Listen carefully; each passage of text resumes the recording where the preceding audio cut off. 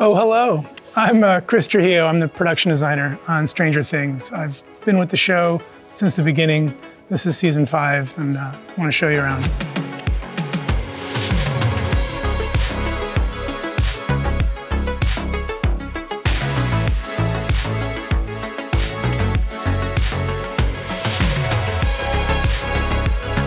This is, in so many ways, the heart of Hawkins, the heart of our show. This is the Wheeler house basement. It's special for a number of reasons.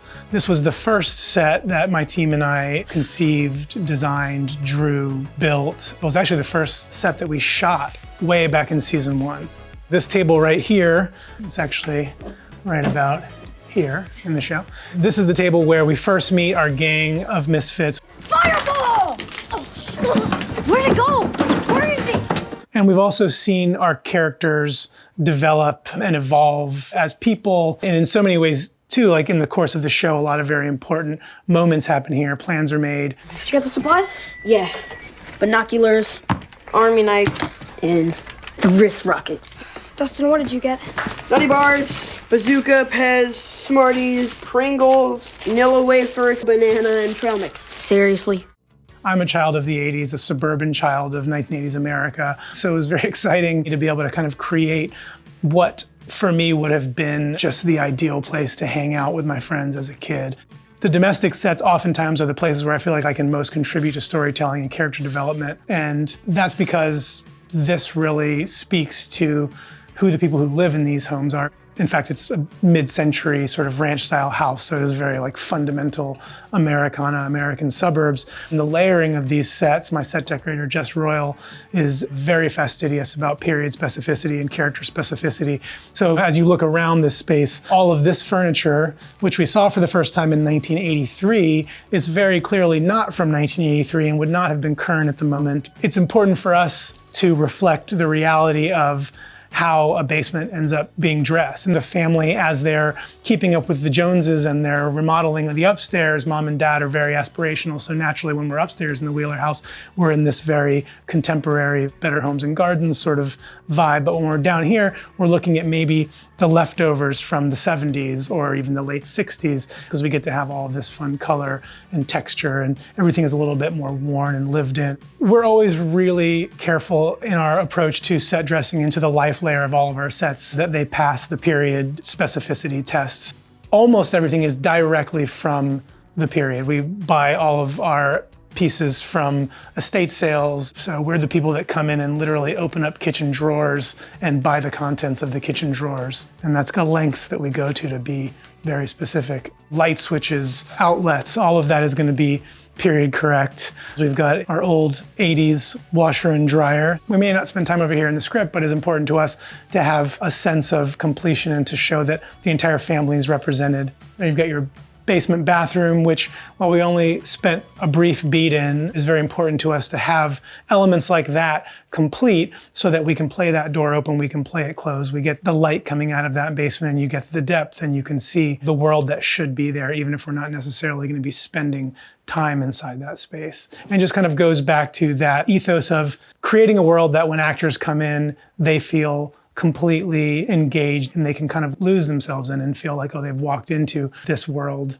that's on the page. During one of our first days of shooting with the children in this space, and they'd been here for hours shooting, and when one of them walked out back onto the soundstage and looked around, he kind of like stopped and he was like, oh wow, I forgot that we weren't in a real house. And I just happened to be standing by, and it was like the most gratifying thing I could have ever heard as a production designer, a testament to the work that my art department and my set department does to build immersive environments.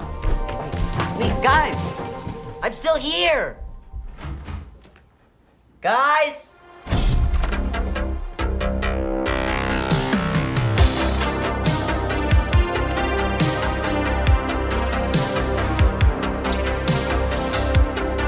We are standing outside of Hopper's cabin. This is primarily our interior Hopper's cabin. We've actually also got a version of this, an exterior version out in the woods on location, where we have the exterior duplicated and it's, you know, finished all the way around. Whenever we're playing scenes of exterior Hopper's cabin, we're out there.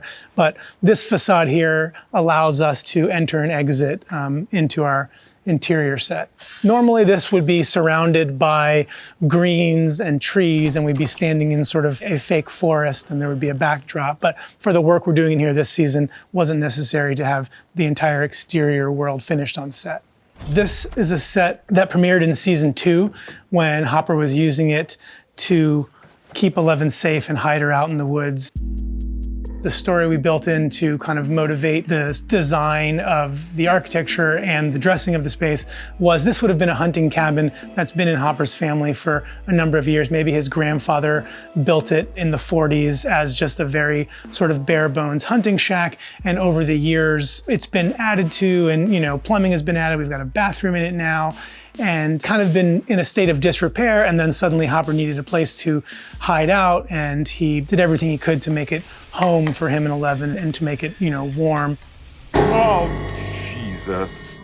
We were able to bring it back to life. And this was a chance to do a sort of rough constructed cabin in the woods that would have been built on a budget and built very, very roughly with older, rough sawn materials. So a testament again to our construction department and our scenic folks that all of this wood was just fresh, clean lumber that they painstakingly processed and painted and texturized so that it feels like a cabin that's been sitting in the woods for the better part of 60 or 70 years. This set, as so many of our sets on this show, does evolve over the course of the show. I mean, it starts out as Hopper and Eleven's hideaway, and naturally there's a monster attack that destroys it, and then it sits vacant for a while, and then in this most recent season, our gang has rehabbed it, and some of our folks have moved back in. So it's fun over the course of the seasons to see the set evolve and things move around.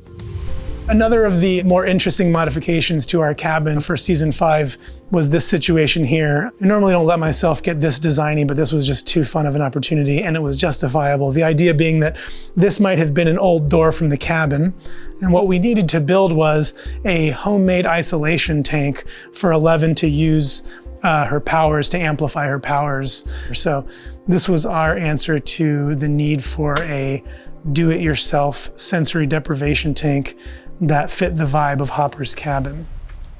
This is another instance, as is the case with almost all of our sets, where in the interest of creating a set that is, real world dimensions, we needed to accommodate camera nevertheless. So this bathroom here is actually built on a wagon, and the whole bathroom will just roll away as needed at a moment's notice. It's kind of a fun little detail.